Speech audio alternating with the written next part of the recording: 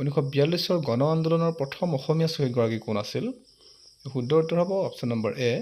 কনকলতা বৰুৱা 2023 বৰ্ষৰ major Dhyanchand Khel Ratna award কোনে লাভ কৰিছিল চাৰিটা অপশ্যনৰ ভিতৰত ইয়াৰ শুদ্ধ উত্তৰ হ'ব অপশ্যন নম্বৰ ডি এ আৰু বি দুয়োটা শুদ্ধ এ আৰু বি দুয়োগৰাকীয়ে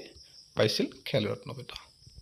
নেক্সট প্ৰশ্ন 2022 বৰ্ষৰ জ্ঞানপীঠ বঁটা কোনজন ব্যক্তিলৈ আগবঢ়োৱা হৈছিল চাৰিজন ব্যক্তিৰ ভিতৰত উত্তৰ হ'ব দামোদৰ মৌজু ভাৰতৰ কোনখন ৰাজ্যৰ পৰা লোকসভাত সৰ্বাধিক আসন আছে চাৰিটা অপশ্যনৰ ভিতৰত শুদ্ধ উত্তৰ হ'ব option number D Uttar Pradesh